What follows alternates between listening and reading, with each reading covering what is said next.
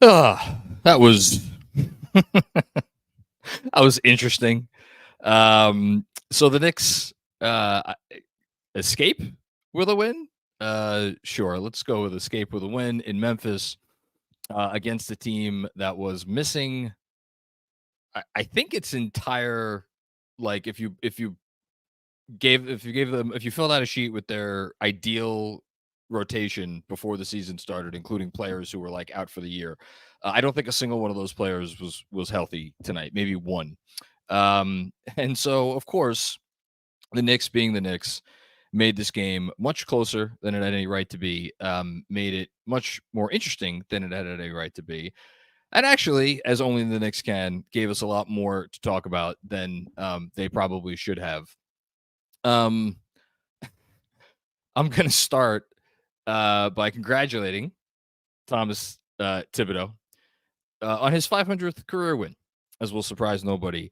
And I will just say that it is fitting for a man who has said that he is only happy when he is miserable to get his 500th win on a night when he is surely miserable, given the performance that the Knicks put forth in Memphis. So congrats to Tibbs.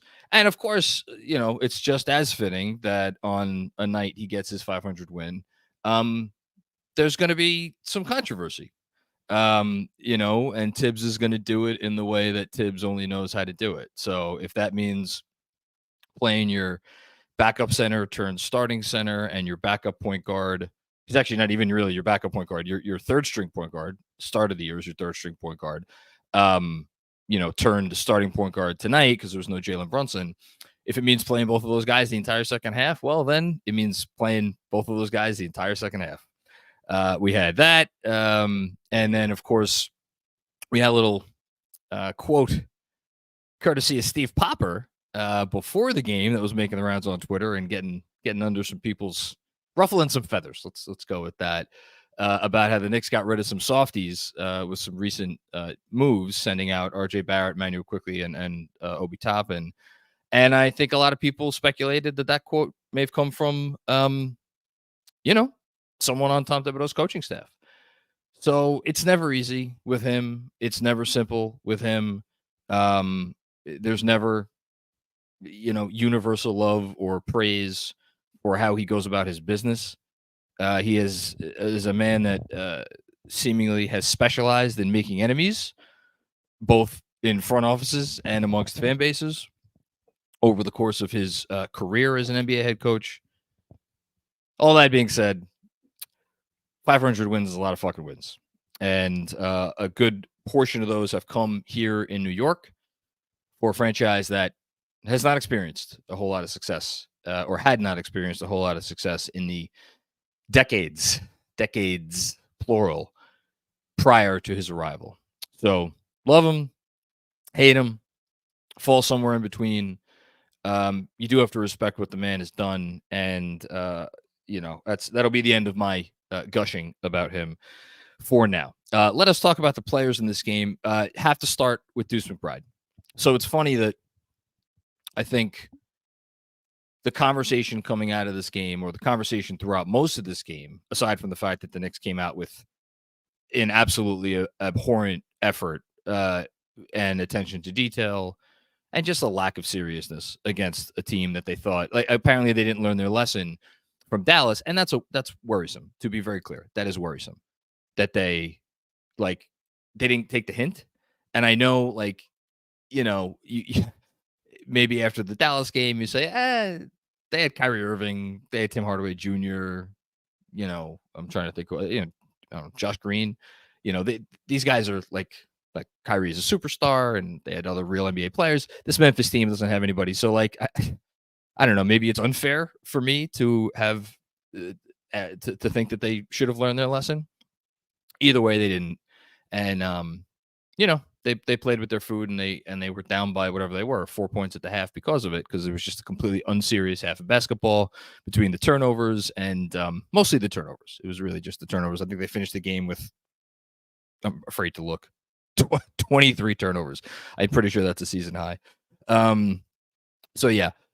But besides that, the story of the game, I think, was going to be, and maybe still is, the fact that this team is woefully in need of another playmaker, because they started the year with 4 guys who they felt comfortable, to different extents, putting the ball in their hands and initiating offense.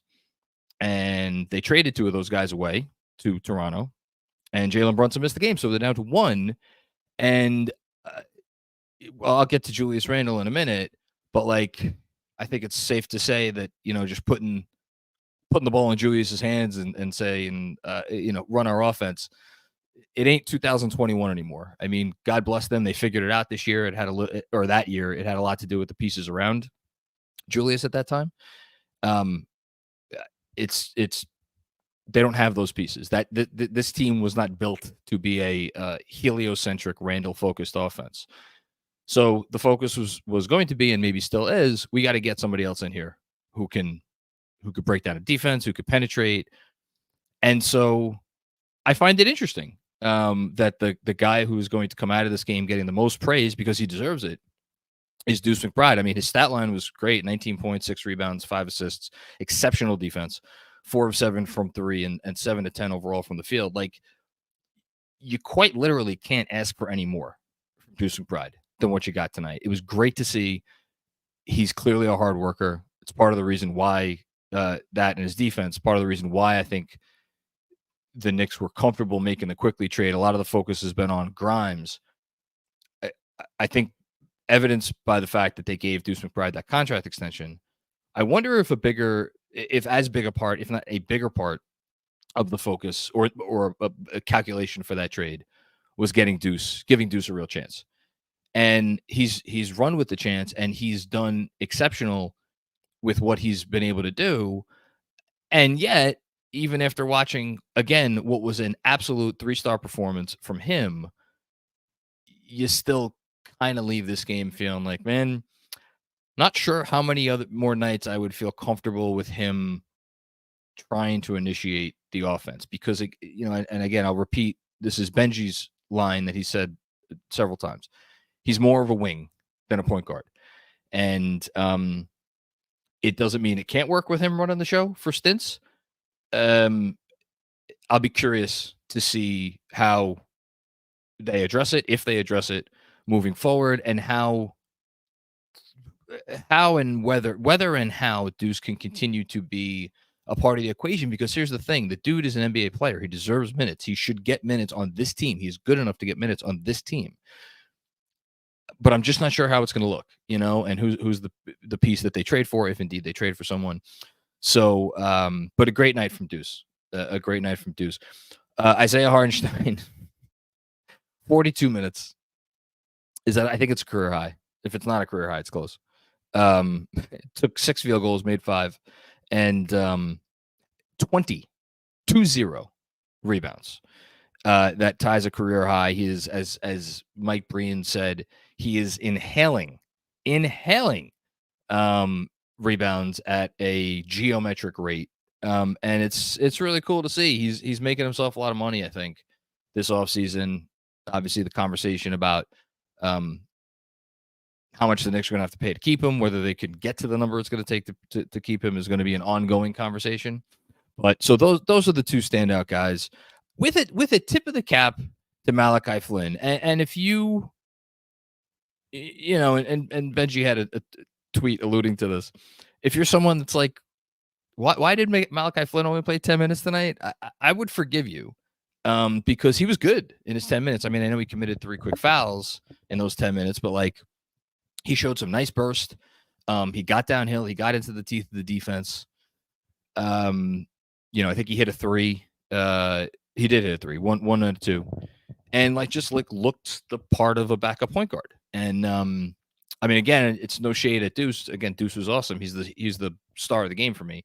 But Flynn was good. So, be interested to see if anything comes of that. But again, didn't play in the second half because obviously he's not in the circle of trust quite yet. So those are the 3 guys that came and I thought played really well. As for everybody else, I mean, DiVincenzo had an off shooting game, but I would group DiVincenzo, Anunoby, certainly Hart, even though Hart did not start the game. A little Hartenstein early on. Like there was a couple of not great Hartenstein moments, but most of all Randle as guys who just came out early on and like these are supposed to be your veterans. Unserious basketball, you know. And really I'll single out I think Hart and Randle. And really Randle. And yeah, I'm gonna go in on Randle a little bit tonight because like on one hand, you know, fool me once, shame on me, fool me twice, you know, shame on you. How's that go? Fool me once, shame on you, fool me twice, shame on me. Well, like we know that like consistently bringing a certain type of attitude towards every game is not a strength of this player. And sometimes he doesn't have it. And when he's your lone initiator and he's the guy you're looking to get you into sets, to you know, obviously make plays, and like God forbid, you know, ask him to set the tone a little bit on defense, which like he set the tone on defense early on. Don't get me wrong, not the tone you wanted. It's not great, you know, and like I think it's funny, you know, Zach Lowe and Chris Herring did a good pod that dropped yesterday, picking their East All-Star teams, and both guys had Randle, I think, on the team. And then Zach said something funny. He's like, man, there's something about Randle that leaves you either like, I forget what exactly his words were, but like leaves you wanting more or leaves you feeling like, man, is this guy really an all-star? And then you look at the numbers and you look at how the team is performing and you can't leave him off. And then you watch a game like this and you're like, man, if you're an all-star, you can't have a night like this. It's just, if they lost this game, this would be on Randle's head more than anybody else. So, yeah. And then on down from there, Obi, some foolishness tonight. Some good and some bad. I mean, like, look, Obi's going to become a very divisive figure because anytime OG, I'm going to do that a lot. Anytime OG has a rough night or can't finish a play or, you know, just is underwhelming in any way, people are going to be like, wait, this is the guy that we gave up Emmanuel Quickley for? And some people will be like, this is the guy that we give up RJ Barrett for. And then wait till you see what he's going to get paid this summer. And I understand all that. And I think that's the difference between a star and a role player right there. Because if you could put a star, and I think Emmanuel, that's why everybody who said it's going to go down as the Emmanuel Quickley trade more than the OG Anunoby trade, because Quickley has star potential. You put the ball in his hands and he makes things happen. Even RJ, for as inconsistent as he is, and he did not have a good game last night, you put the ball in his hands and he could do some stuff. That's not OG. It's not like, okay, Brunson's out. Well, now OG, you're the number 2.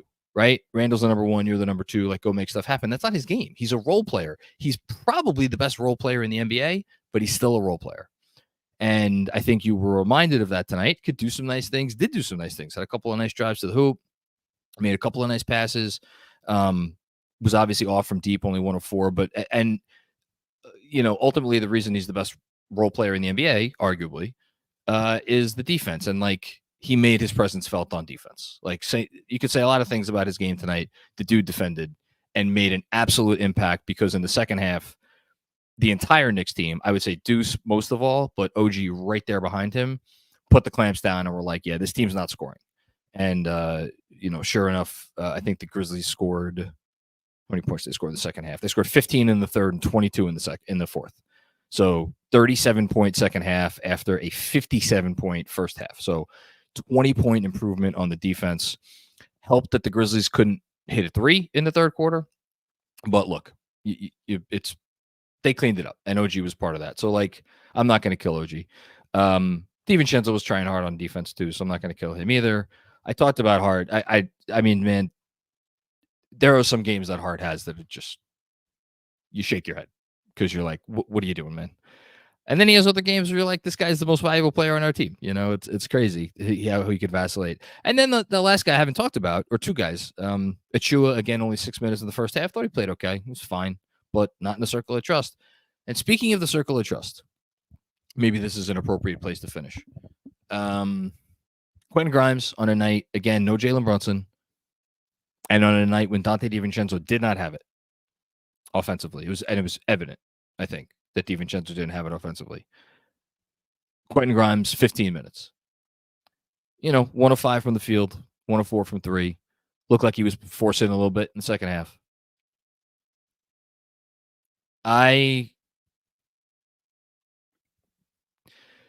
Situation to keep an eye on.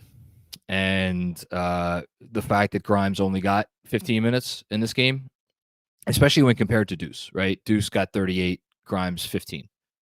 Like, I know Deuce, the guy that plays Deuce's position, was out, so gets more minutes. The guy who was ahead of Grimes was healthy, so it's not apples to apples by any stretch. But like, there was easily a world where Grimes could have played 25 or 30 minutes tonight. He didn't. Keep an eye on that situation, and I would not be surprised as we get closer to trade season, if there were not reports that emerged, perhaps in the not too distant future, about the Knicks talking about Quentin Grimes. I don't know anything. Just wouldn't be surprised. That's all. I think that's it. Got the win. I mean, at the end of the day, they got the win. And wins are like, they all count. They're all good. They're all necessary. In this Eastern Conference, my God, are they necessary? So, and like, just if you're feeling down about tonight and you're like, man, I was in on this team, and now after these last 2 games, I don't know if I could be as in on them. And remember 2 things. One, they're not done yet, which I was kind of alluding to before. This team's, I would be utterly shocked if they didn't make another move. And I don't think the Anunoby trade was viewed as like, we're done. We're good. If this is the last thing we do, we're good. I think they fully intend on doing something else to make this a more complete team. And 2, for as frustrating as it could be on nights like this, and for as frustrating as they have been at times this season, including the last game against Dallas, like, this team is still having a hell of a year. They're 23-16. They're obviously in the thick of the race for home court advantage in the East. And you look across the league, and at some of these situations, with teams that have that are kind of built like the Knicks. They have top end talent. I would argue better top end talent than the Knicks in a lot of situations, and like role players that kind of fit in. And I mean, whether you want to look at Chicago, I mean, Atlanta lost by 20-something points to the Wizards tonight. Imagine being a Hawks fan. So like Atlanta, obviously Toronto already blew up their team. And then obviously like the Lakers, the Suns kind of putting it together, but Suns are 2 games above 500, and then like the Warriors, it's just, there's a lot of teams that came into this year with real aspirations and that are absolutely falling all over themselves. And, so, and also we should remember the Knicks just did make a big trade, and they, really disrupted their ecosystem. And for as great a fit as OG is when they are together and whole, it's also going to continue to be an adjustment. And we're seeing that. So hopefully they can clean up as they spend this next month at home. And we'll see where we're at after that. Okay. I think that's it. I know it's Saturday night. I don't know how many super chats we're going to have. It's 10:37. Shout out to everybody watching and tuning in. And yeah, happy to talk about whatever you guys want to talk about. And shout out to APJP, who's on the 1s and 2s tonight. GMAC has the night off watching football. I believe there's a football game. So yeah. Mythic Monty starts us off. This team is nothing, all caps, nothing without Brunson. I agree. Speaking of the aforementioned Low Post podcast with Chris Herring, both of Chris and Zach had Brunson as their 5th starter in the East All-Star position. And like, they didn't need to feel the need to justify it, because it's not a really controversial take to say that Jalen Brunson has been, if not one of the 5 best players in the East this year, like pretty close to it. He is their leader. He is their leader in the locker room. He is their leader on the court. And, you know, I think the biggest knock on him, other than his maybe hesitancy with the 3-point shooting, has been like he's not a real table setter, right? He's too much ISO. Like, you see how their offense operates without him, and you're like, what more do you want from the dude? Like, it is night and day. It is night and day, and that's a lot to fall on his shoulders. And this team, I think they need to make another move, and I think they will. So, yeah. Thanks, Mythic Monty. By the way, if anybody's wondering why I'm drinking a Mike's hard strawberry lemonade, it is the only thing to drink in my in-laws' house, which is where I am doing this podcast from. So, it's not bad. I've had worse. Ja so focused, disgusting performance no matter how it ends. I mean, disgusting is like a little strong. And here's why. Was the first half disgusting? Yes. First half, disgusting, embarrassing. Put your head in a paper bag type of, and like the old head in the paper bags over the heads when fans went to games. All of that stuff in the first half. Came out in the second half and they played like a basketball team. And they played serious basketball. So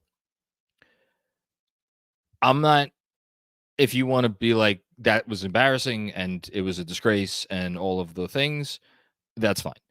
For me, I'm trying to see the bright side. I'm trying to have the glass half full here because, again, they came out at halftime and like, yeah, like if that was a better team they were playing and they came out at halftime and like it wasn't perfect. Like, it was better. It was not perfect. It was far from perfect.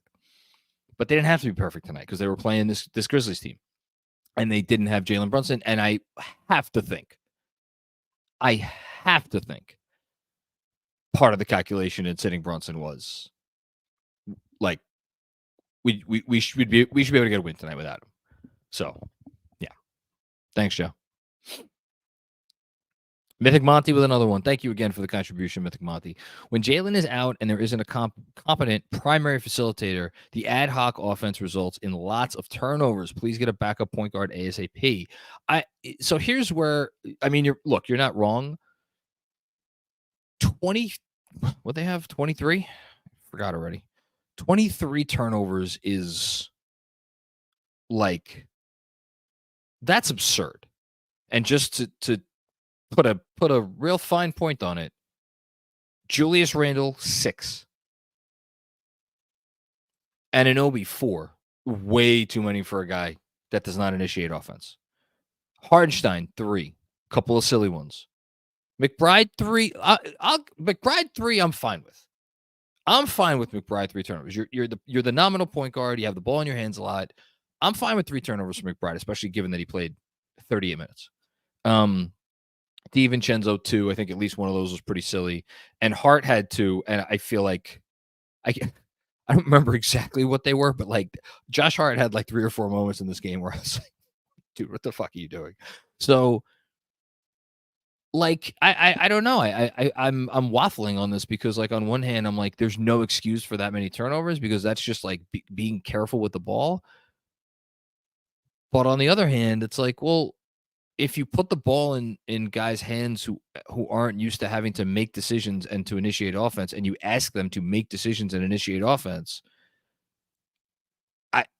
you're gonna get this stuff. So in that sense, you're right. I still think like 23 minutes. Like, I don't give a fuck who your initiator or creator or whatever is. Like, 23 turnovers against this Grizzlies team is ridiculous. It's ridiculous, and you can't have it. And it's like, be better. Just be better. Thanks, Mythic Monty. Appreciate you. Next up, Andrew P. I'll never understand Tibbs' ugly offensive scheme. Okay. I mean, I don't know what you want me to say about that. He didn't have a point guard tonight. I don't know what else is. I mean, the teams. I feel like a crazy person. I always have to reference that they were the 3rd ranked offense in the league last year, and they are a top 10 offense this year. Like there's an offensive explosion happening in the NBA.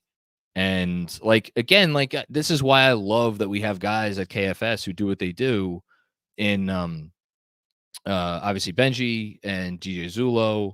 And we just added someone else who's been doing a few threads for us. I think 99th basketball. I'll look up his actual Twitter handle in a second. But like, watch any thread these guys put out, and you're gonna see offensive sophistication. And if you're not seeing it, then you're just not looking, because it's there. It's there. And this has been one of the best offenses in the league. I don't. This is like one of those like Tibbs narratives that it doesn't matter. Tibbs could have the number one offense for 5 years in a row, and people will still criticize his offensive schemes. I don't really get it. But to each their own. Thanks, Andrew. Appreciate you. Mark Fabros. Deuce is nice, but this really put the need for a true backup point guard in stark terms. We are a Jalen Brunson injury away from being a lottery team. Yeah. And by the way, our newest film guy, Hoops Don, and it's at 99th basketball. I was right about that. So at 99th basketball. Follow him. He's great. I'm just trying to think of how many players in the NBA are more indispensable to their team than Jalen Brunson. You know what? It's funny. I think I would have said Halliburton, and given how the Pacers have played since Halliburton has gone out, I don't know if I could say Indiana anymore. Embiid, although honestly, like, again, they have Tyrese Maxey. They have a guy you could put the ball in that dude's hands and say, here, like, go run an offense for 40 minutes, and he could do it. And then Tobias Harris goes up to your number two, and it's like Tobias Harris isn't a great number two, but he could do some things as a number two. So, like, is it crazy to say that Jalen Brunson is more vital to his team's offense than Joel Embiid, who is the literal MVP and will be the MVP maybe again this year? Is that crazy to say? I feel like I watched this team tonight. Now that if Emmanuel Quickley was still here, there would be no conversation. Brunson, I don't even think Brunson would be in the top 20 in this conversation. Now that Quickley is gone, I mean, I'm being dead serious about this. Is he the most indispensable player to his team in the East with the Knicks as currently constituted? I mean, Giannis. I guess Giannis you probably have to give the nod to. I'm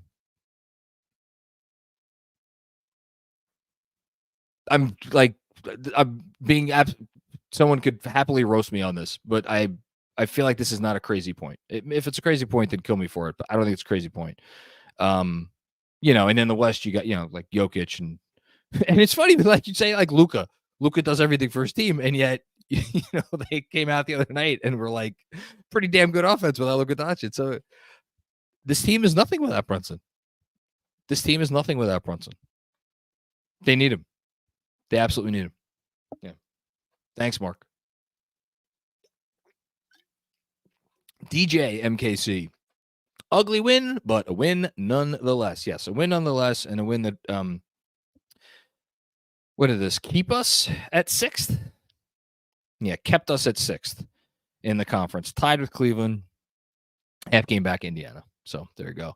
The Pistons took Boston to overtime this year. Games like this happen for all the fans who are going to complain about this W. Yeah, they do happen. I think there's a few reasons why people are mad. One, the effort in the first half was truly embarrassing. Like, this was not a half where like the Knicks went 2 of 20 from 3, right? And just like couldn't hit a shot, but it was like good offense. Like, they were kicking the freaking ball around, and they did not take this game seriously at all.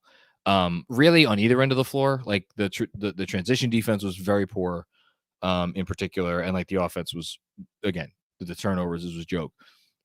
So I think it was the nature of how they came out that was discouraging, but also like hand in hand with that is we've gotten really used to this team coming out and giving a full max effort pretty much every night since Thibodeau arrived. And the fact that now when they come out and it's like, oh, this team's not taking this game seriously. It's like, what the fuck is this? Well, this is basically what we watched for most of 20 years before Tibbs got here. So I think that's part of why it's so startling. Because again, we've gotten used to it. So yeah, and also the competition tonight. Like they played a G League team. They played a G League team, and they were losing at the half. Thanks, DJ. I agree with you, by the way, just to be clear. A win is a win, but I'm just trying to explain away why people are like so despondent. Jesse M, what's going on, Jesse? Tibbs gets a lot of crap from fans for the overworking his players and hard on his players nonsense, but at the end of the day, he's a damn good coach and tremendously underrated in NBA history. So, I mean, look, you're obviously preaching to the choir. I'll have something on Tibbs in the newsletter for a newsletter, special Sunday newsletter for tomorrow. I will just say that in terms of coaches throughout NBA history who have 500 wins and have his winning percentage, he's won over 57% of his games as a head coach, and he has 500 wins. Not many guys have done that, and the ones who have done that, all but one, are in the Hall of Fame, or they're going to be in the Hall of Fame as soon as they retire. Now, is Tibbs a Hall of Famer? I don't think so. Not right now, because here's the other thing. Of those other 11 coaches who, again, have 500 wins and have won at least 57% of their games, every single one of them has at least been to the finals. And most of them have like multiple championships. Tibbs does not. Tibbs has no championships. He has never been to the finals. And at this rate, will he get there? I mean, I hope so, because it means the Knicks are in the finals, because he ain't never getting another job after this. So, like, he has a complicated legacy. But I think, more than anything, he is a coach that is respected around the league, not because he's perfect, but because in a league where there are so many ups and downs night to night and year to year, like, to get a guy who, like, okay, no matter what, his teams are going to come out and be prepared with a game plan that if they execute the game plan, they're going to stand a chance. And, like, it feels weird saying this after tonight, like, more often than not, far more often than not, as often as any other team in the NBA in terms of, their coach, they're going to come out with the requisite effort. And even tonight, like, yeah, they did not come out with the requisite effort or level of seriousness until halftime, when surely he ripped them a fucking new one. and then they won the game. So yeah. Thanks, Jesse. Guy Huber then. What's going on, Guy Huber? Hart has yet to play into his contract. No disagreement. I don't think Hart's been great this year. He's been a B- this year, maybe. I give him a B-. That feels a little generous, actually. If I could never see him bring the ball up again, I'd be very glad. 1A Randle is gross. Congrats on 500 for Tibbs. Yeah, I don't mind him bringing the ball up. I mind him. I mean, him bringing the ball up is like whatever. I wonder about his thought process sometimes when he makes plays. And, like, he's clearly an instinctual player and, like, goes on feel. And that could be a gift sometimes. It could also be a curse. And I think Josh Hart is a classic example of, or it displays, like, the classic role player trait of, if you give them more than they should be doing, they will not look good. And like that dude in a perfect world should probably be playing, like, I don't know, 24, 26 minutes a night. He's playing a little bit more than that here. He has since he got here. But yeah, and Randle not good tonight. Not good.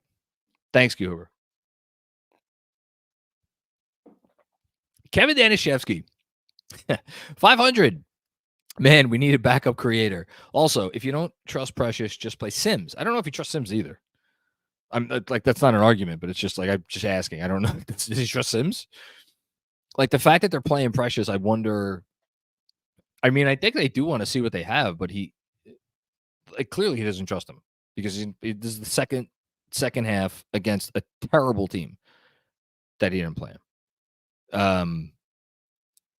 I would I'd be so surprised if they didn't make him. It's funny. It's like they made this huge trade, and I'm sitting here thinking they're going to make at least 2 more trades because I think they're going to get a different backup center, and I think they're going to get another playmaker. We'll see. Don't exhaust Isaiah Hartenstein. Like, I know OG was bad, but silly to not close with him. I didn't even notice that OG wasn't on the floor to close. Honestly, who was on the was Hart on the floor to close? Yeah, it's a bad job by me. I don't. It takes a lot for me to like notice when someone is out there or is not out there in the closing lineup. And I did not notice the fact that OG was not out there. So bad job by me. But that's fair. Let me say this though. I didn't love the OG Randle minutes tonight. I didn't love that. Now, should he have closed without Randle? Maybe, but we know that wasn't going to happen. I don't know. It's fair though. It's very fair. I just didn't notice it. Thanks, Kev. Appreciate you, man. Happy Saturday night. David Crockett, what's going on, David? Always a pleasure to hear from you. The lesson tonight is bigger than needing a backup point guard. This team lacks court awareness and isn't ball strong outside of Brunson and Hartenstein. Playoff turnovers. Could not agree more. Could not agree more. And I'm glad you said Hartenstein too. I'm glad you said Hartenstein too, because he does have good court awareness. He's a little bit too much of a gambling man with some of the passes, which is why I think there was initial hesitancy on the part of the coaching staff to give him the sort of usage and, well, not usage, but like, run as much through him as the Clippers did. But in terms of like court awareness, I want to be kind here because here's the thing, like Quickley had really nice court awareness. Now you could fluster Quickley. Last season you could fluster Quickley. He was flustered in the playoffs. I think he grew, and I think he was better this year. So I think he had really good court awareness. Unlike RJ, say what you want about the guy. I don't think that's a criticism of him either. So like you could say that they lost two of their top 4 court awareness guys, again, to use your term. I think that's probably fair to say because Randle, very valid criticism of him. I mean, OG Anunoby, I think we've seen enough to know, like, you want that dude finishing, right? That dude is I don't know if he's an elite finisher. He's a really good finisher, and he could finish in a lot of ways, and he could finish with power. And like, yeah, he put a couple of moves on the G League Grizzlies tonight that were nice, but he also had a couple of moments where you're like, oh my God, dude, that's not what you want. So question mark there. Hart, we've just talked about doing like lots of silly shit. Grimes, I can't sit here and be like, oh, I love Quentin Grimes' court awareness. DiVincenzo's the one guy I would maybe think about adding to the group. Similar to Hartenstein in that he's a little bit too much of a gambler, and he maybe skews a little bit closer to Hart than Hartenstein in terms of the risk reward. Like when Hartenstein makes a pass that's not a great pass, you could see the vision and you're like, all right, I get it. Fine. If that converted, like it would have been an easy bucket. DiVincenzo's not quite on that far. Look, you're dead right. And I guess the question for the immediate future is, can getting the right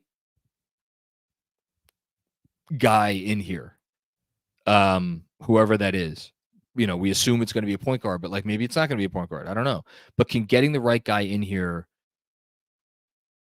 tilt the scales enough so that, again, it's a great term that you used, so that the court awareness is strong enough that if you face, oh my God, I don't even want to say the words, that if you face a Miami Heat team again in the playoffs, or my Lord, Boston, who like defensively they could just, I don't need to sell anybody on what Boston could do defensively, but like even Miami's the one, man.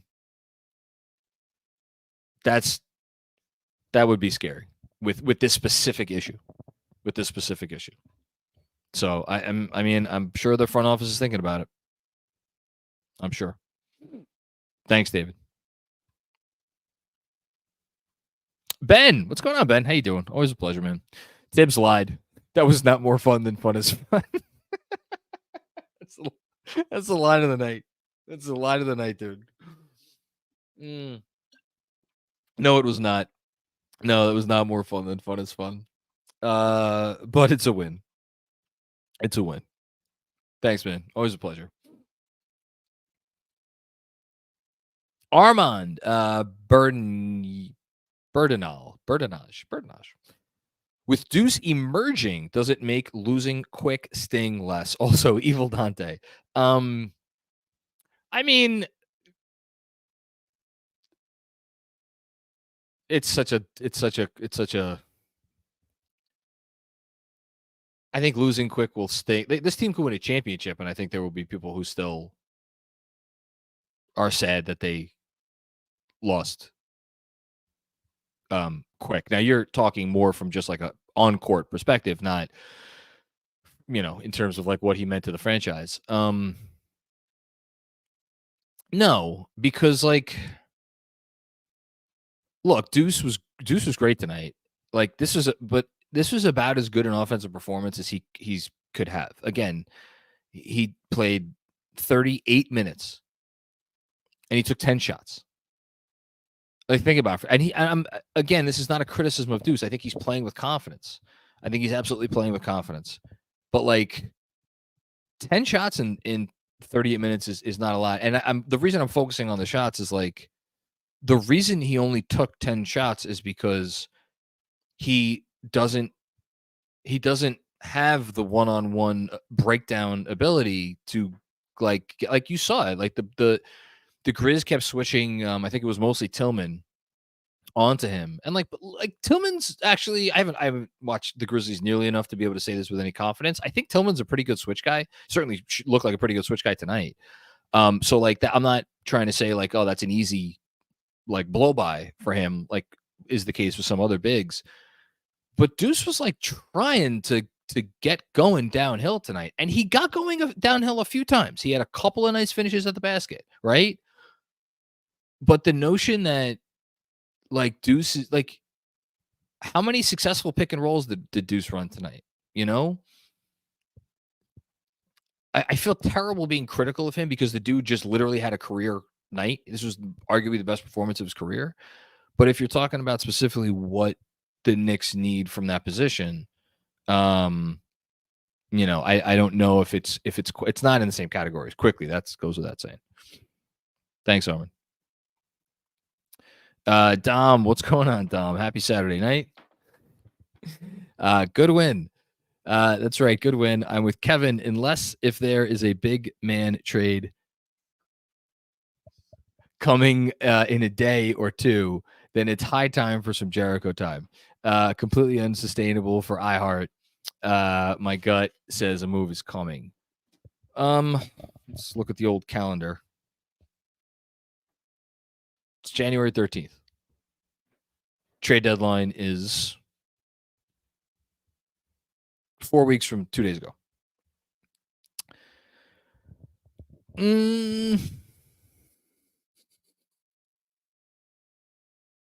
I don't know, man. I mean, just let's think it through. If you have first of all, there's been reports. I apologize. I want to credit the person who reported this. And I'm forgetting who it was, but it was some national reporter said or wrote that the backup big market specifically is going to be, there's a lot of teams looking for good backup bigs. So you're going to be competing. So if that's the case, if the market for backup bigs is frothy, shall we say, then for you to get a backup big now, you are outbidding the market, which means you are going to pay for them. I don't know what the cost would be, but you're basically going to pay like more than that player is worth. Now, maybe the Knicks are in a position where they feel like that's fine. We're comfortable paying more than the market is worth because we feel that desperate. Or perhaps the Knicks think, you know what? We're going to ride this Hartenstein thing because he did not play a ton of minutes until recently. So like it's not like he's worn down in the same way like a year-long starter has been worn down. And he's going to be an unrestricted free agent. So like this is pretty cynical. This is kind of a cynical way to look at it, but maybe the Knicks are kind of figuring like, look, we might be losing this guy anyway. And we may not have control over that because, again, for anybody watching who may not know what the deal is, Isaiah Hartenstein is an early bird free agent, which means the Knicks can only give him a raise of 175% of his current contract, which I talked about it with Fred on a recent episode. It's 14 point something, 14.5, 14.6, something like that. I forget. Plus the bonus that they worked into his current contract. So with the bonuses, which are likely bonuses, that matters. It's essentially a contract starting at about 16 a year. The mid-level is going to be about 13. So like I think they'll probably be able to outbid the market because I still have doubts, and I went through all the teams recently. I'm going to do a newsletter on it this week. I still have doubts whether a cap space team is going to come and use cap space to sign Isaiah Hartenstein. But like if the Knicks are looking at this situation, they're like, look, let's say he plays great for the rest of the year and we keep riding this guy for 35, 40 minutes a night until Mitch gets back.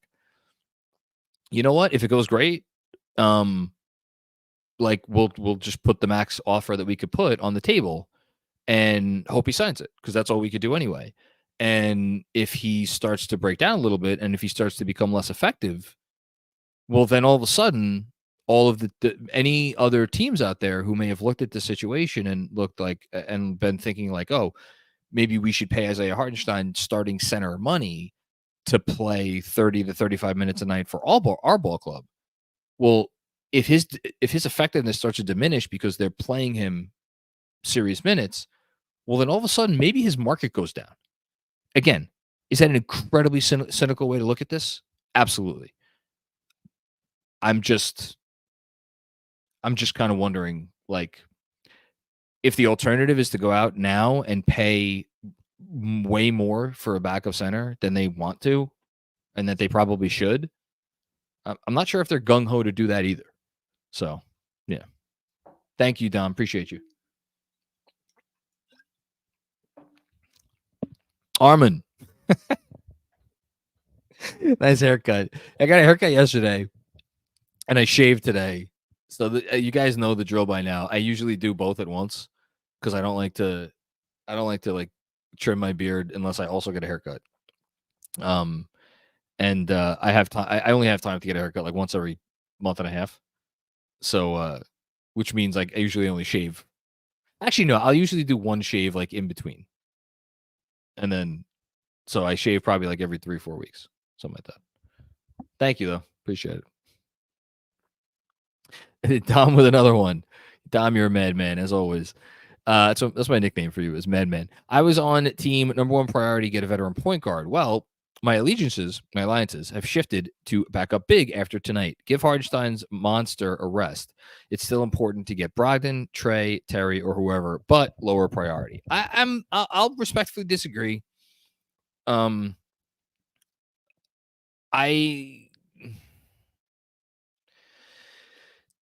The Brunson injury part scares the shit out of me. And like, as I say that, we should also probably be asking ourselves, well, shit, what if Isaiah Hartenstein misses time? This is the thing now, man. Like, the Knicks have boxed themselves into a corner where they cannot sustain an injury. I mean, Jesus. They can't sustain an injury to Brunson. They can't sustain an injury to Hartenstein. Not until Mitch comes back. I know he was incredibly frustrating tonight. They can't really sustain an injury to Julius either, because they, again, went from 4 initiators down to 2. And if Brunson's your only initiator, like, I would much prefer that than like what we saw tonight, where Julius is the only initiator. But like, still, that's putting way too much on Brunson. They can't afford an injury to Julius. Is there anybody I'm forgetting? No, I mean, that's not great. Like, you don't want to be in a situation where if you sustain some kind of like 2-week or 3-week injury to any one of 3 guys, you could be looking at like no wins in that stretch, or like 1 win in that stretch. Like, this team, if you think about it, like, yes, Anunoby helps them, and yes, Anunoby is a valuable piece, and he makes their defense better, and he makes their shooting better, because he's still, I know he wasn't great tonight, he's still very good from the corners, but like, they lost Mitch, they've lost Quickley, and they've lost RJ, who, for as frustrating as he was like, again, I said it, I think, the day he was traded, and I'll say it again. RJ was an innings eater. He was a 4th starter. He was a guy who would go out and pitch 180 innings or 185 innings to a 4.5 ERA and just take the ball every 5th day, And there was that reliability there, and like, they don't have that anymore. In addition to Quickley, in addition to Mitch, so this team has taken some body blows as it has tried to toe the line, walk tightrope, whatever analogy you want to use, and bring themselves closer to championship contention in the long run. But in the short run, they have made themselves like much more vulnerable. And again, I'll echo what I said before. I don't think they're done. And for as much as we could sit here and be frustrated about no backup big, no additional playmaker, this team still has a ton of ammunition to go out and get stuff. They have Grimes, and they have these protected picks. And I specifically say Grimes and the protected picks because I don't think for 1 second they're going to trade any of their own picks or any of their own swap rights, because they're saving that. But they don't need to touch that chest.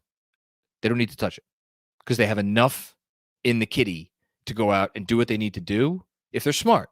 Now, we'll see what the market says and who the market makes available. And if the market makes available someone that you're like, you know what, we feel good about this. Like, for as much as it was painful to lose Quickley and RJ, the OG Anunoby trade made sense. It was a trade that just, you knew if they were going to get to the finish line, they needed to get this type of guy. So it made it easier to pull the trigger.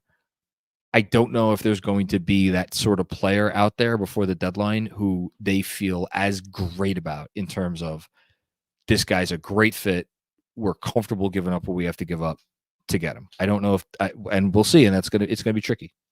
It's going to be tricky. Thank you, Tom. Mango Man, what's going on, Mango? I will sleep like a baby tonight. iHeart will sleep like a baby tonight. Sorry. Yes, I'll sleep like a baby tonight. I hope you'll sleep like a baby tonight. I'm sure iHeart will sleep like a baby tonight. Deuce was great, but if you're Flynn, what more can you do to get playing time in a game like this one? Thanks, guy. I love the show. Appreciate you, man. Thank you so much for watching. I don't know. Flynn was great. Like, I thought he gave them a jolt of energy.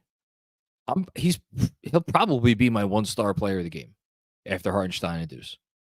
I mean, I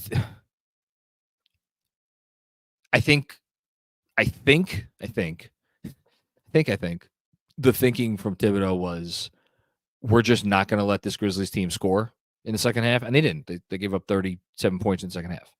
And if we don't let them score, like, we'll be able to do enough on offense. And Deuce being out there and like completely disrupting the point of attack in a way that Flynn cannot, and the bet was that they would be able to score enough to make up for it. That was the bet. And look, let's say this, like the bet worked. You know, they like came out, they outscored the Grizzlies big time in the second half. They were a much better team in the second half, the whole thing. It does not bode well for Flynn's long-term future on the team. I'll say that. Thanks, Mango Man. Dom Cappuccini with another one, the Madman. Congrats, Tibbs, on 500. I can't wait for the extension. We've waited a long time for a long-standing coach. Old heads here know this. Yeah, I mean, he's for better or worse, he has been instrumental to establishing the culture. And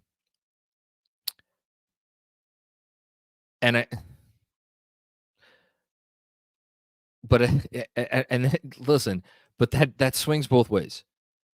Because what do you have here now? You have Tibbs guys. Now, you could say, well, what's a Tibbs guy? A Tibbs guy is someone who fucking tries his ass off all the time, gives it everything he has, never misses games unless he's like really banged up, practices hard. So like you want that stuff. Like you want those sorts of players. Like you want Nova guys. Like we like the Villanova guys for a reason. Same reason that Tibbs likes them. But I think there's also a trade-off because he is very set in his ways. And there are valid criticisms about his inflexibility on many fronts. And I think I've made it very clear that I think, as to your point, Dom, to your point, I can't look at all of the Hall of Fame coaches that came to this organization and absolutely fell flat on their face and be like, nah, it's not worth it. Wasn't worth it. The trade-off is too much. It's too much to like give over your entire organizational identity to this man who is kind of a lunatic in some ways in how he goes about his business and some of the decisions he makes. I think it's been worth it. And I'm obviously impartial. I'll always be impartial. Probably, I would assume. But I think it's been worth it. I think the trade-off is worth it. But that's me. Thanks, Tom. Appreciate you. Juanon, what's going on, Juanon? Something tells me Grimes is not long for this team. You think? It might not happen by the trade deadline, but I think Deuce is here to stay. But Grimes, I don't expect to see him and Frenchie here past the deadline. The playmaker does not have to be a point guard. I'm so happy you said that. Like, you know who would be great for this team? I don't know why this guy just popped into my head, but like Nick Batum from like, I don't know, 4 years ago, like a younger Nick Batum, like someone like that. Not that dude's like running your offense, but just, I mean, the freaking guy, and it's such a shame that he's hurt. Like, you know who this team could use? It's maybe a stretch. Like Lonzo Ball would be nice on this team. Now, if Lonzo Ball was healthy, Lonzo Ball would be a starter who the Bulls would treat like gold, because as any Bulls fan will tell you, when they had Lonzo healthy and in the lineup, they were like the second best team in the East. So I realize it's a silly statement to make. But like someone like that, right? Now Lonzo is a nominal point guard, but he's big. He's big enough he could defend small wings, and but he's a connector. Like that's what this team, like, yeah, an initiator, but like if they got the right connector, I think that would work too. I don't know, man. I don't know. I don't know. Like a lot of people. I love Bogey on Atlanta. Like that's the guy on Atlanta that I would want. But even him, like Bogey's not an initiator. You're not. Like Bogey's a perfect guy playing alongside other stars. Even he's not an initiator, but he's really good. He's really freaking good. I love that dude. I don't know. And then there's like, do you want to go like the Jordan Clarkson or Terry Rozier route? Like that's a horse of a different color. Like those sorts of guys. Now they're nominal point guards also, but again, they're like, I don't know. I'm not sure how the market's gonna shake out. Maybe someone shakes loose that surprises us. But I think if you're the gist of your comment is like, can they get someone in here who, where Deuce can still be a part of the rotation? I think that's absolutely valid. 100%. Thanks, Juno. Who is this guy? Fournier and Sims and firsts for Tyus Jones and Gafford. So we've talked about Tyus Jones. Tyus Jones would be a really good, I think, fit on the team.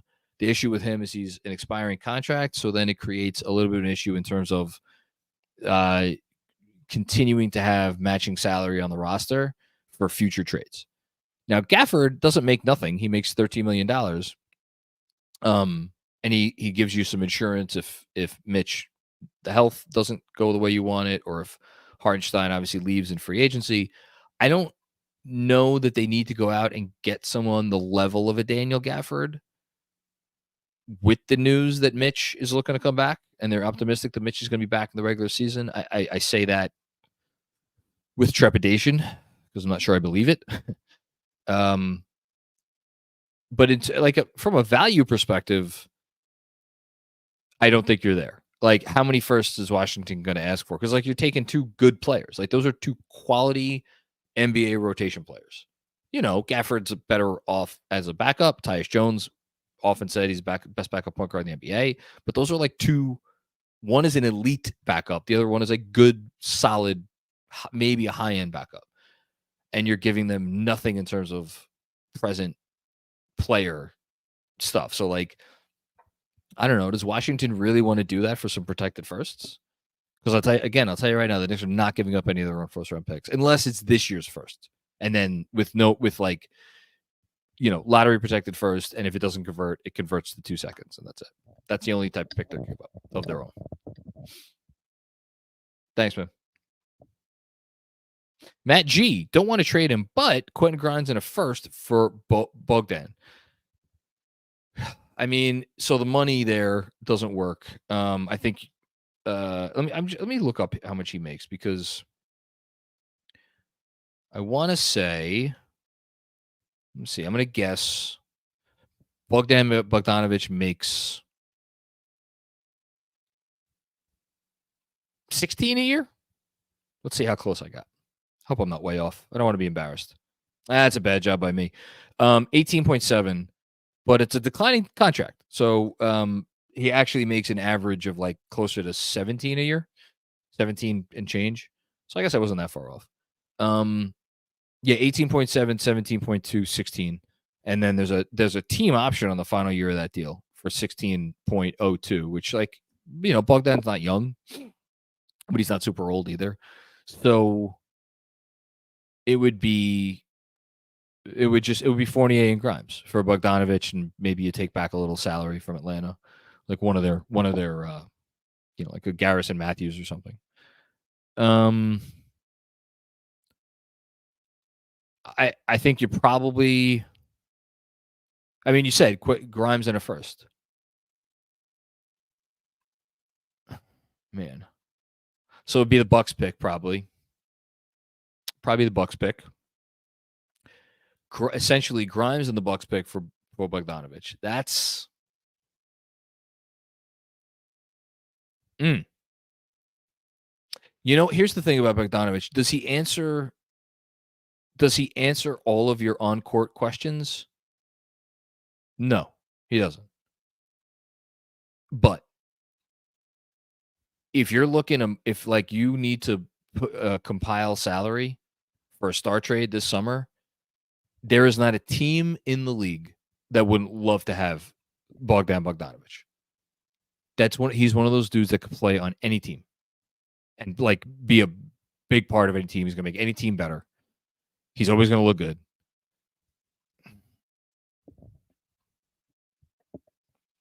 Maybe that's the deal.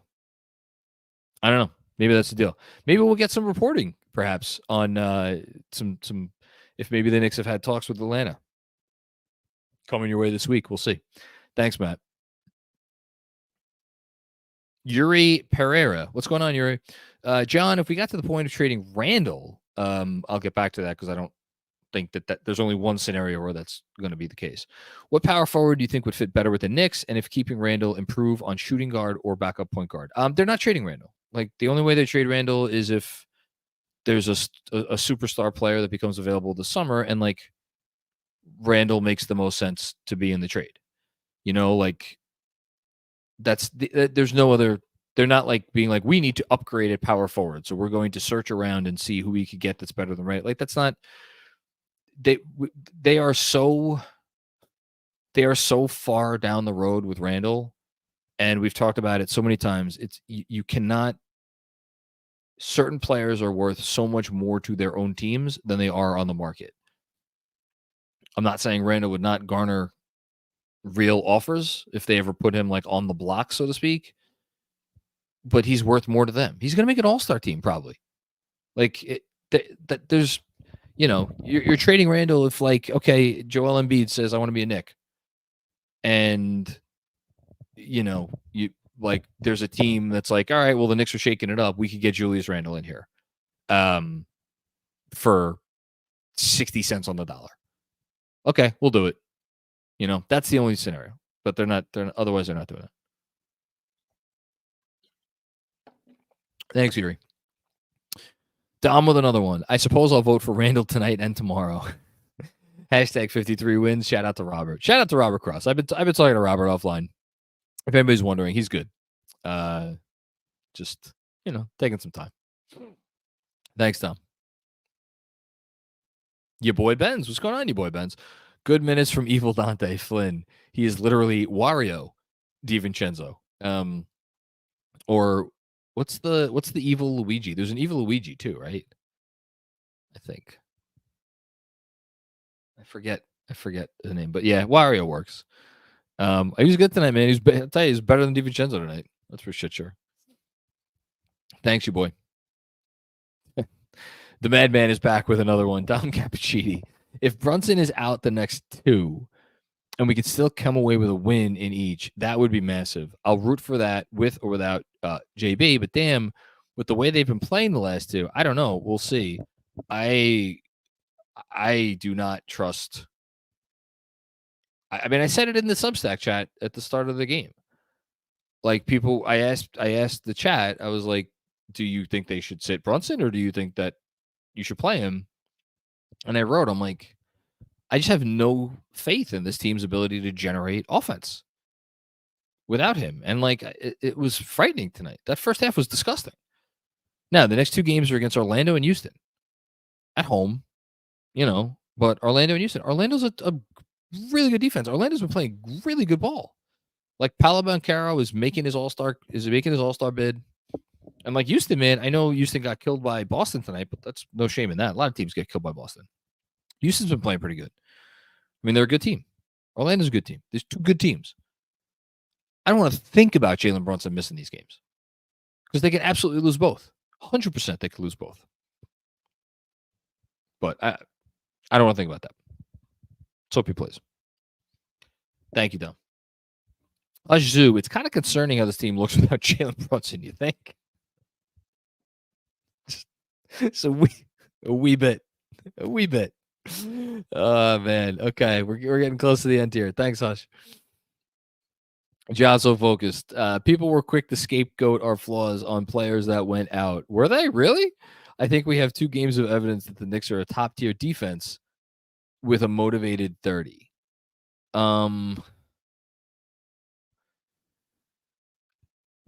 Okay, so let's take a step back. So the last game they played before this one against Dallas was a terrible defensive game. They did not bring it defensively in the first half. They improved as the game went on, but it was too little, too late.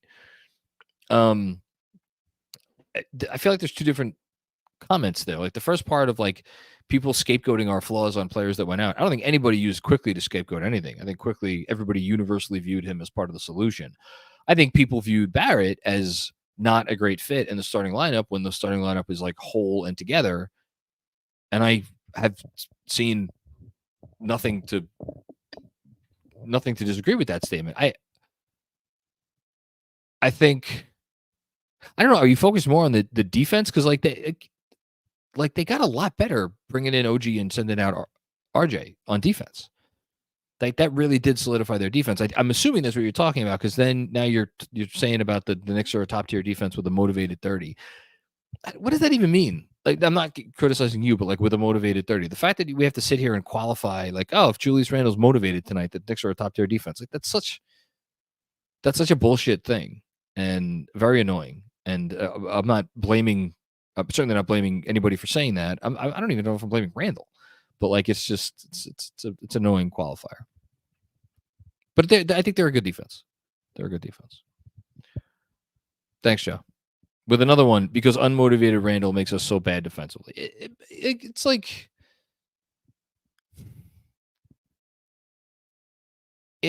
I think tonight the Grizzlies push the pace, and transition defense is something that like you're either committing to as a team or you're not. And the Knicks did not come out of the gate committing to transition defense. That was not only on Randle. I think that was on everybody. I thought other than Randle in the half court, I thought they were fine. Randle in the half court, like, yeah, it was bad, but like one guy in the half court is not like can only bring your defense down so much. Now, he really does. Like there was, what was the, it was someone in the corner. I forget if it was Zaire Williams or maybe it was the GG kid, but they had a wide open corner three. And like Randle was there. He could have contested and he just didn't. And the guy put up a three and of course it went in. And there was the moment, I think it was in the third quarter, where Randle just didn't completely just didn't box out and somebody got a putback dunk. I don't know. It's frustrating. Thanks, Joe. Jay Vertical, what's going on, Jay? What's up, John? Deuce is a guy. He's a guy. I knew it the moment he stepped onto the court in Game 3 versus the Cavs and gave Spy to hell. He is what you want in an 11th man. Let's go Knicks. I think it's a really interesting discussion about whether Deuce is a rotation player on a good team, because he defends, his defense is so good, and he's somewhat switchable. But you want him at the point of attack, right? You want him at the point of attack. And like, it's honestly a different version of the Obi conversation, because there is a world where Obi Toppin is a player that you want playing 20 to 25 minutes a night, I think, on your team. Now, having said that, like, he went to his ideal basketball situation. He went to his basketball nirvana, and he lost his starting job there. And he's now coming off the bench. He's played well. He's been awesome. I think he was perfect from the field the other night. Or maybe, I forget. The last game they played, he was perfect from the field. He's been playing great. But at the same time, there was enough there for Carlisle to take him out of the starting five. Now, maybe that's a fit thing, but whatever. My point is that when you have imperfect role players to like bend your roster building around their skill set, it's like they're role players. So you might bend a little bit. You're not going to bend that far. So like, was it ever a perfect situation for Obi here in New York? No, but he doesn't have the talent to warrant that. With Deuce, he's a guy who's the size of a point guard who doesn't really have typical point guard skills. So how much are you going to bend over backwards to accommodate what he can bring, which again, like Obi, was very valuable. It depends. Again, I think Juanon kind of hit it on the head before when he's like, you don't need to get an initiator at the point of attack, or at the point guard position. It's tricky. Thanks, Jay Vertical. Appreciate you. Truly, madman stuff, Dom. Madman stuff. Thank you.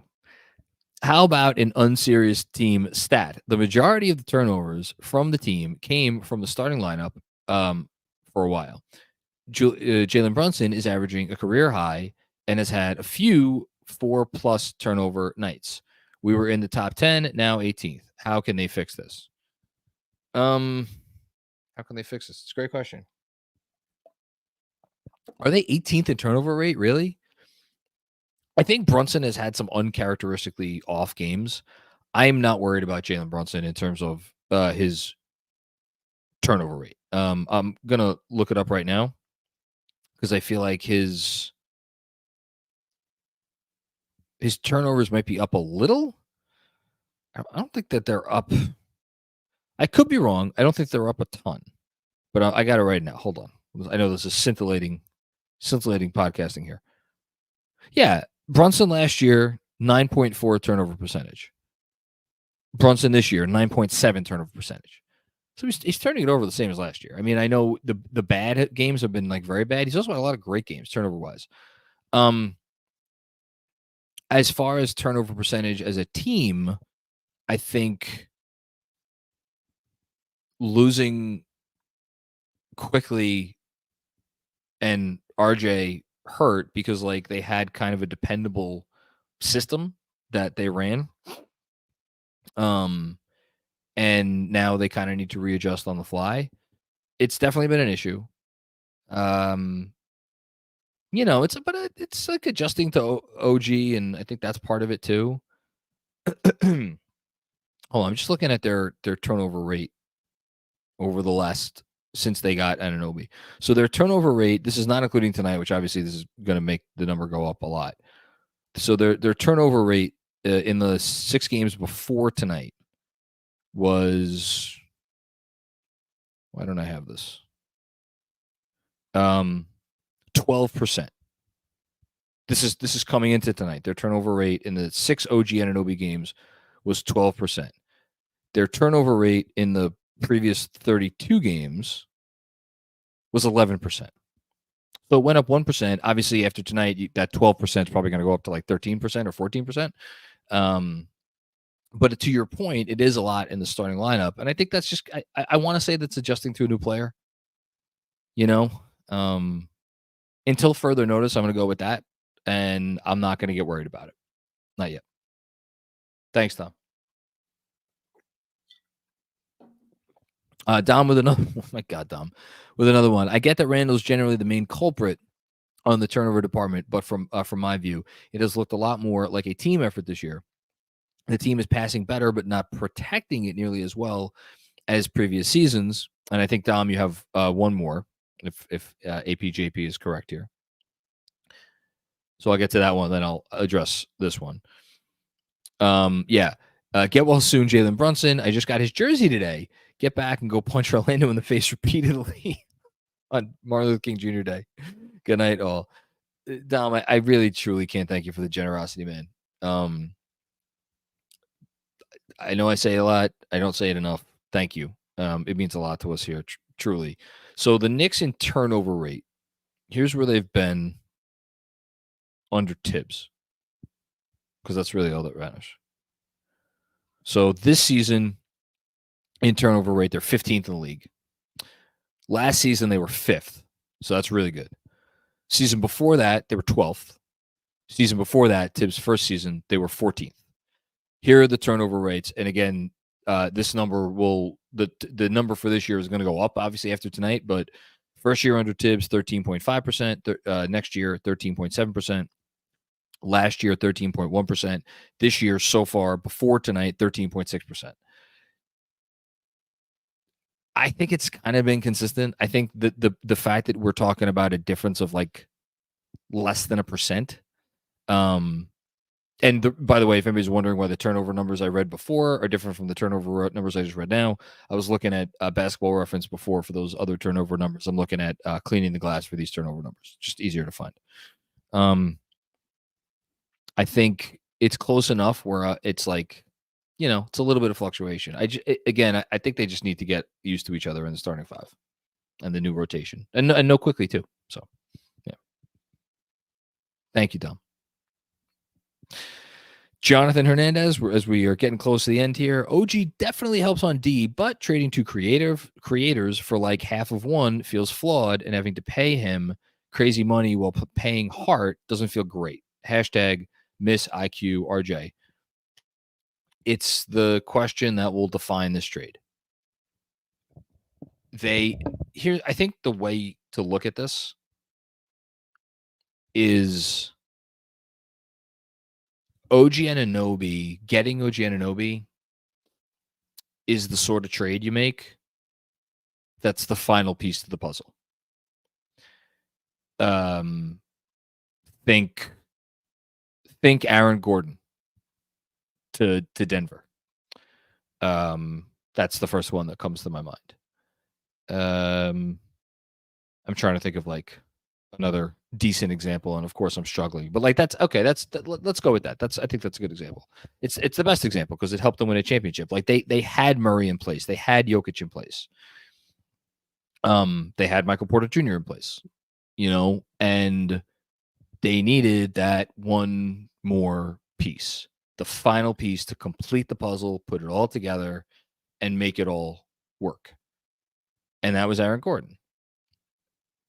I think OG Anunoby is the piece that is going to tie it all together, except the pieces that he's going to tie all together are not all here yet.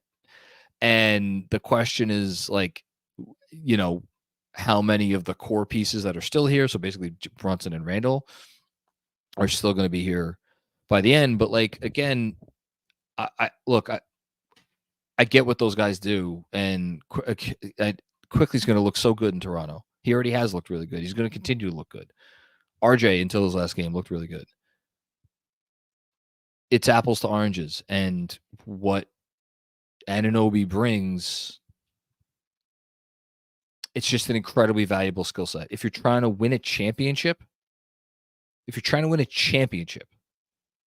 what he brings, like, you know why they're going to pay him so much money?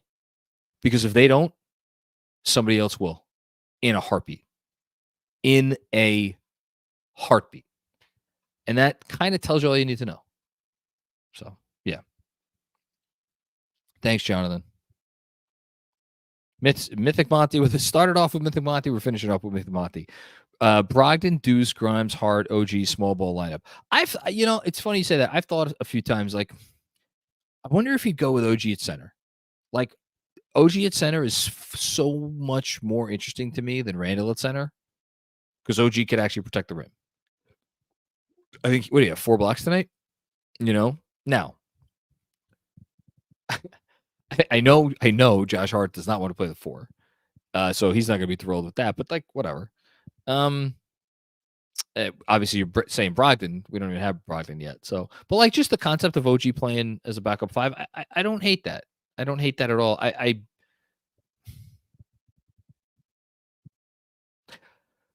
don't know if they have the personnel to do it right now. I tell you, is it crazy that I wouldn't mind seeing that with Brunson and forget the Brogdon part of it? How about we see that with Deuce and Jalen Brunson? Is that crazy? I don't think so. Again, not just as a theoretical exercise. Are there teams out there that they would be able to run out Brunson and Deuce, and then you want to throw Hart at the 3, OG at the 5, and yeah, I guess it would be Grimes for as long as he's here. That could work. That'd be fun. Thanks, Mythic Monty. Nice idea. And then Armand with another one, Armand Berdnage, excuse me. You think they will do a Hart type thing with OG where he opts in to give the Knicks flexibility and then signs a big deal. Also, Evil Dante has reached Han. He liked my Evil Dante tweet. Awesome. Glad for you. No. Here's the thing. They can OG Anunoby could extend, like there's a date before there's an extension he could sign right now, and then there's a different extension that he could sign for more years at some point, like immediately before free agency starts. He's not going to do either of those things because the max annual salary he could get by opting in to the final year of his deal is a certain, like the raise would be a certain amount over that. I think that's how this works. I'm not great with the team option stuff or the player option stuff and like how that works in terms of extending off that number.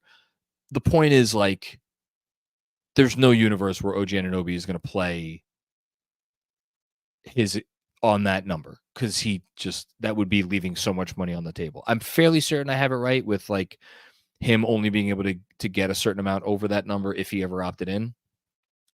Pretty sure.